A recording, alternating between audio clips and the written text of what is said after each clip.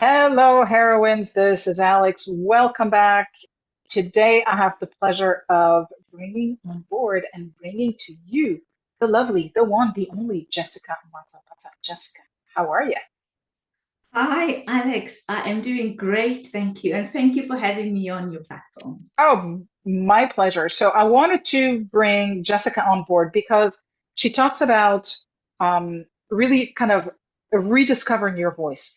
And I think for you in the group, I thought that would be a really good thing to talk about because we can sometimes feel like when we are in a relationship, we might not have a voice. And rediscovering that when we come out of the other side of a divorce or a separation or some kind of uncoupling, um, it can be a journey. So I wanted to bring Jessica to really be able to talk about that. So Jessica, tell us a little bit about who you are and um, what you do, because I don't know whether or not I butchered that. Right. I am a voice coach and a certified speech and language pathologist. I do a lot of work around communication, around mastering your voice, around owning your voice.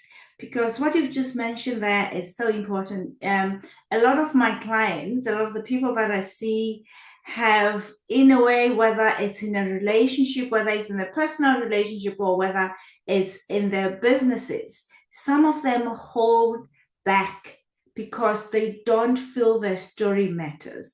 They don't feel whatever that their opinion is valid.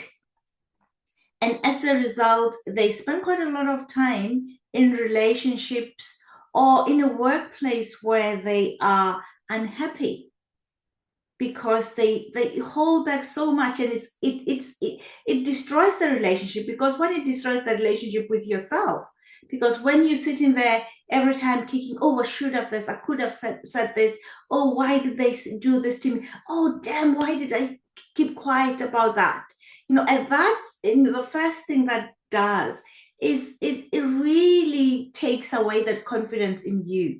And when you lose that confidence in yourself, then you will lose confidence in communicating with other people. Because when you're not true to yourself, there is no way that you will be true to other people.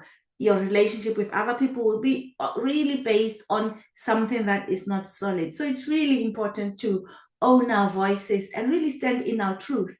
Because what's in our heart matters. And then you have to allow the listener or the person that you are with to decide on what they do with your truth, as long as it is presented in a way that is respectful, the way that honors you and honors the other person. Then the other, you're the person that you're communicating with, or your partner, spouse, will decide on what do they do with that truth. Is it something that they want to hear? And once they've had that, what are their next steps? So I'm going to come back to all of that because there's so much to unpack in there. But I'm curious and I want to hear, like, how did you get started doing this? Like, what's your story? What's your path? I I multiple. There's two paths. The first path was, I was one of those people who was really awkward and odd about owning my voice. I'm going to say, I would people please. I never really stood up in my truth and say, right, I don't want like that. I do not want that. Or this is what I think. Because I always felt that I needed to blend in. And then every time anybody says, even with friends, I was like, oh, yeah, yeah, yeah. Oh, absolutely. Oh, yeah, you're right. Absolutely. I totally, totally agree. I was that person who would just, oh, yeah, absolutely. And deep down, I'd be thinking, oh, no, I don't want that.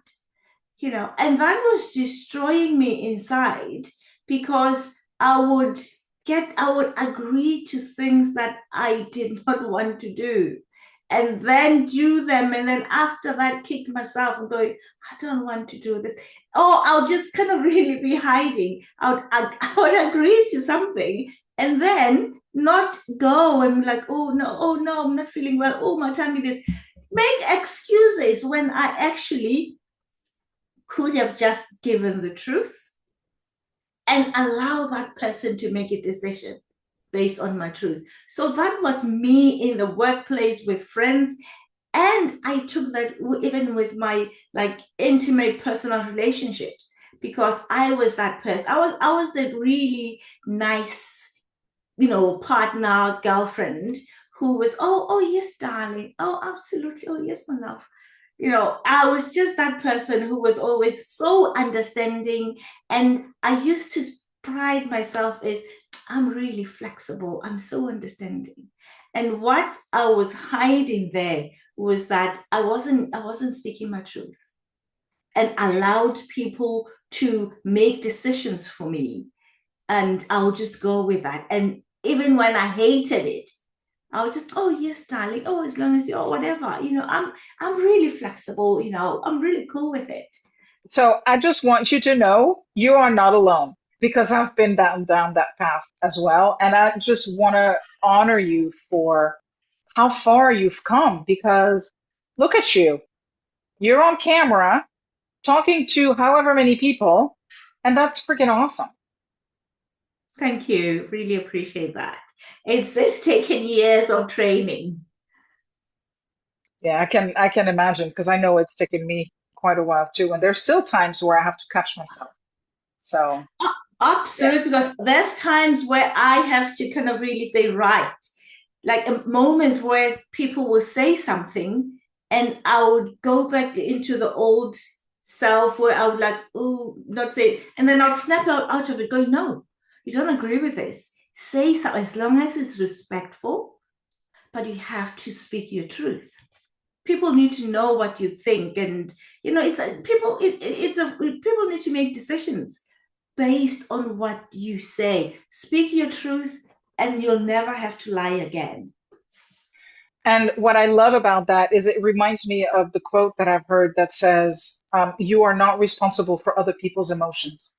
Right? All we can be responsible for is how we show up in our authenticity and and we can show up in kindness and still say no or still do the things that are meaningful for us without it um, without being mean or rude or anything like that. But it's up to the people in front of us, like you said, to decide what they do with the information. But And that's not on us. absolutely. And one of the other things that for me liberated me, the day when I made peace with that no is a complete sentence. I do not have to dress it up in any other way. If I say no, that's just how it is. It's a complete sentence. That liberated me. And I say that to a lot of my clients. No is a whole and complete sentence. You say no, full stop. That's it. We don't, No, period. That's it. No that's it. explanation. We don't see, I think that we feel like we need to explain, like we need to provide a reason why, maybe because we think it's going to help them feel better, maybe because it's going to help us feel better, whatever the reason. The point is no, period. Yeah. No is no. And that I say to like my clients, whether they like leaders in the workplace and are just taking on a lot of load, this, that, and the other, they always say, oh yes, I'll do that. Oh yes. And then end up taking on too much and burning out. I'm like, listen, no is a complete sentence. Just you have to train the people up senior to you to understand that no is no and it's no. You don't have to be aggressive about it. Just say no. And that's it. If they would like an explanation, that's when you'll give an explanation. But if they're not asking for an explanation, leave it as that, period. I totally agree with you. So I want to go back to what you said before because you talked about shrinking back and losing your voice. And when you work with somebody who is not in the habit of voicing their opinions and their desires and their needs, how do you then start to get them to feel more confident about the fact that their voice does matter, that they deserve to speak out loud what they want? How does that work? I mean, a lot of the time, people don't say no or don't own their voice because of the trauma that they've gone through or because of their limiting beliefs. There's always something in their mind, something that they're telling themselves, or they've got a history of growing up being told, oh shush, what do you know, like as a child. And there's usually some kind of trauma, some history behind. And so a lot of the time what we do is that's what we kind of unpack. Where did this all start? And then once that is healed, we open that and heal that. And once that is healed, then the person is usually open and free to step into their new self. And it's a whole process. I always say to my clients that you have to unlearn so that you can relearn. And that's not a straightforward road. And I love what you just said about unlearning, because sometimes I feel like, it's like somebody who's got, um, how can I say this? Like, people sometimes feel like the more you do, the better, right? But sometimes it's as important to take things away as it is to add things when you want to grow, when you want to, when you're on this journey of rediscovery or whatever the case may be. But I love that you talk about unlearning, because those are the things that we have to remove so we can make room for the new stuff to come in. Absolutely. Because most of us, by the time we get to the age that we are, there's been layers and layers. We've got a layer of protection. We have a layer of defense. We have a layer of there's just so many layers that we have. And so what we need to do is shed those layers. I don't have anything to protect. I don't have anything to defend. I don't have anything that I have to argue. So all those layers needs to go. And then you get to your real you, where you stand in your truth. I don't have to be defending anything. I don't have to be protecting anything. This is just my truth, and that's where I stand. And once you are in that place where you're not hiding and having to protect and defend and all sorts of things, then that's where you find your liberation, and that's where your voice comes, and you'll say things you will be able to express yourself without worrying about, oh, what are they going to say? If you say it with respect, then it's no longer in your hands. Your responsibility is be respectful, honor the other person, and that's about it. So I'm thinking about the heroines in the group who might be going through a divorce or a separation or something. And um, they approach things and they are starting to rediscover their voice, or they're wanting to share things with their partners, but that's not always well received. And we talked before about, let them decide what they do with your truth, right? But when you're facing somebody who's not reacting well and certainly not responding to what you're offering, um, how like how do you what would be a way that they can manage that so they can stay authentic to themselves, but also then them not reacting to the reaction in a way? Yeah, I think what sometimes what we do, which I've done that before, is that when we're having difficult conversation, my mentor Lisa Nichols calls it carefrontation. So I've borrowed that word from her. It's Carefrontation, where we standing in our truth and having those difficult conversations. What most of us do, we sit there and say, darling, when you know what you do is you do this, you do that. And once you start saying to somebody, you do this, you hurting me, you are this, then the first reaction, which is a natural, normal reaction, is to defend and protect. That's when people say, how dare you say this? You can't say this about, that. And then everything just kind of really falls into chaos. But when you take it back to yourself and say something to the line of, when such and such happens, this is how I feel. This is how it makes me feel. And what I would really love is for you to do such and such, or, to help me move forward, or to help me manage this better, is if we can do 1, 2, 3. Instead of turning it and say, you do this, you do that, you hurting me, you this, you that. And because that's a normal reaction, people will defend themselves.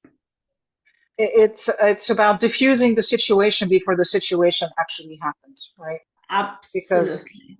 we're coming at it from a place of, this is what I feel, and it's not saying you, right? The big you.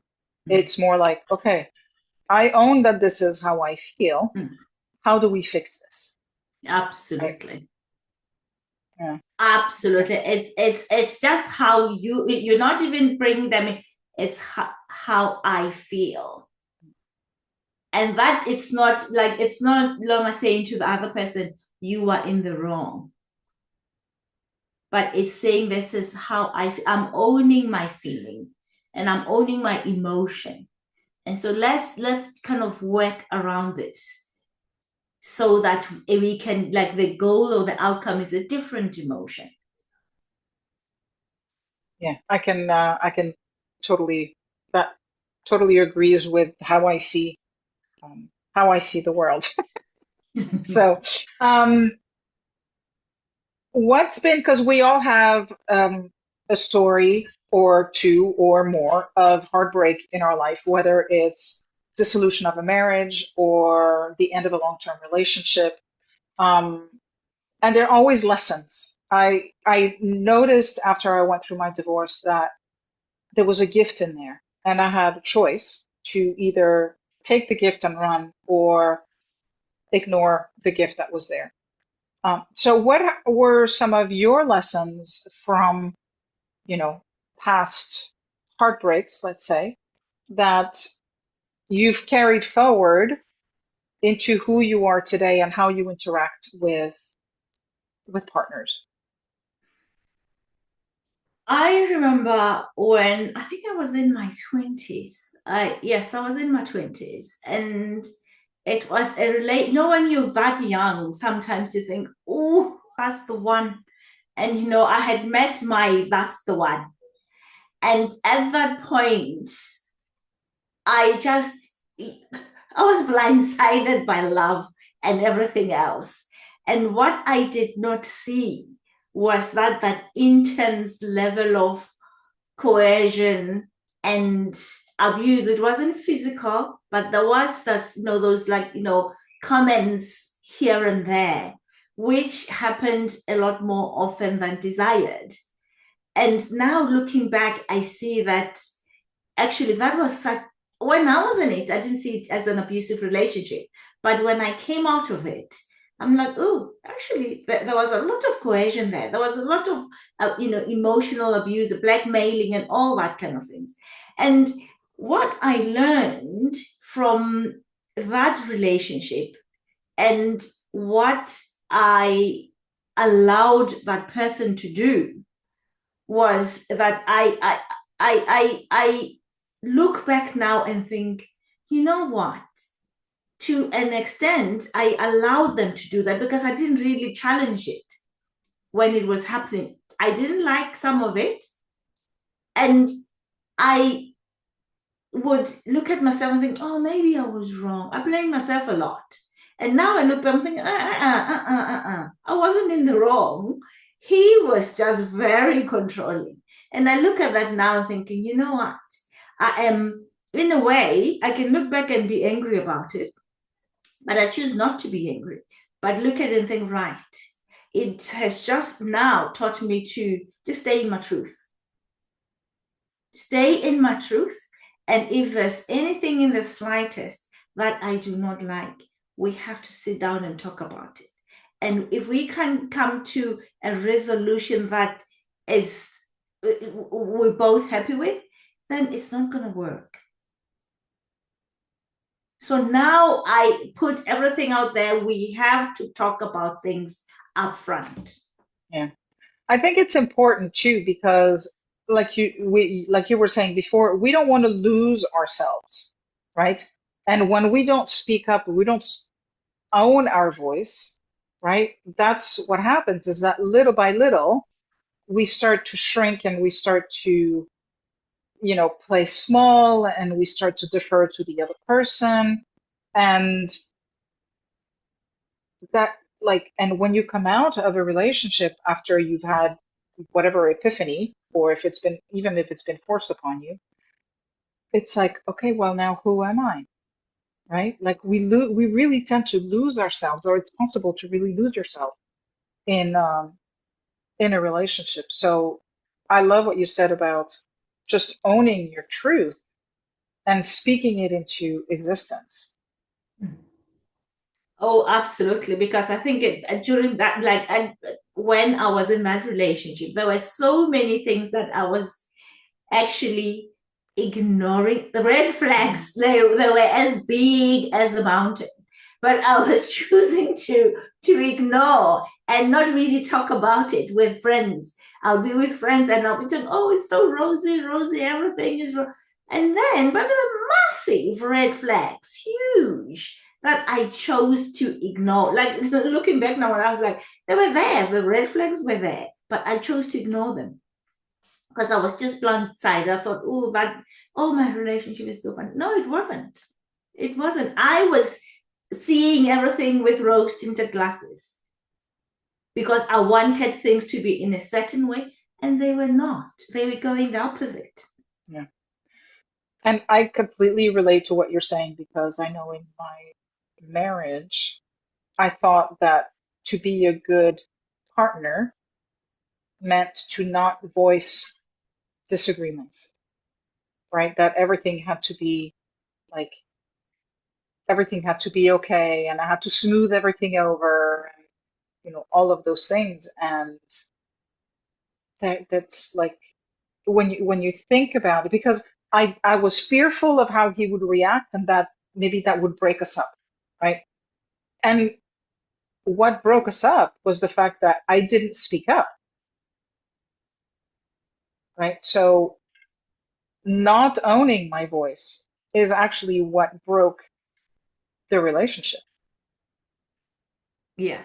And when we get to that point where we're not owning a voice and we're like, right, you come out of there with so much rage sometimes because there's a trail of things that shouldn't have happened that we allowed to happen. And you look at that and thinking, oh God, only if I'd said something, this wouldn't have done. I wouldn't have lost this. I wouldn't have gotten this level of debt. I wouldn't have this, that, and the other. And we are like, I mean, we sometimes we do what we do based on what we know at that time. And what we knew at that time was that this is the right way to do things. And we didn't openly talk to other people to actually see and realize or to admit and accept that that was wrong. We were not looking at things the right way. But, that's what we knew at that point, and that's what we did. It's, we learn along the way, and, we learn when something goes sideways. When everything's going well, there's much less chance of us learning than when something goes when something blows up. So, um, anything else that you think is important to share that we haven't talked about yet?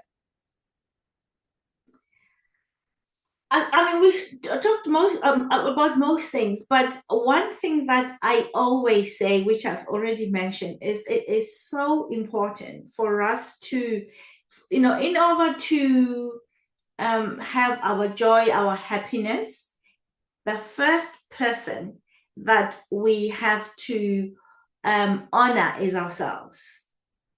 We have to stay in our truth. We have to make sure that everything that we do is in alignment with what we value, with what is going to which is maybe around our passion, what we love, what we enjoy, and what we value the most. And when we do that, then in like the next person that we're in a relationship, or the person that we're in a relationship at that moment, that relationship will be a lot easier because communication will be at the forefront. And when we have an open discussion about things, and if we do that in a respectful way, then it just makes relationships so much easier and so much better. Because there's so many people out there who either say things that they regret in, oh, I was angry, or they don't say things in moments where they should have said, oh, I could have, should have. And by that time it's too late. So just make sure that we say whatever that we need to say at that time in a respectful and way that honors ourselves. Fully agree, because I look at how different my relationship is now. That was one of my biggest learnings, was learning to speak up for myself, and also knowing what I wanted and knowing who I was, right? When you have all of that, you bring a different level of engagement to a relationship, I feel. So, Jessica, thank you so much for being here today. Oh, thank you so much, Alex. I really, really appreciate this moment. It's been really grateful. It's been really great to be here. I yeah, I do appreciate that. Thank you, and we've loved having you.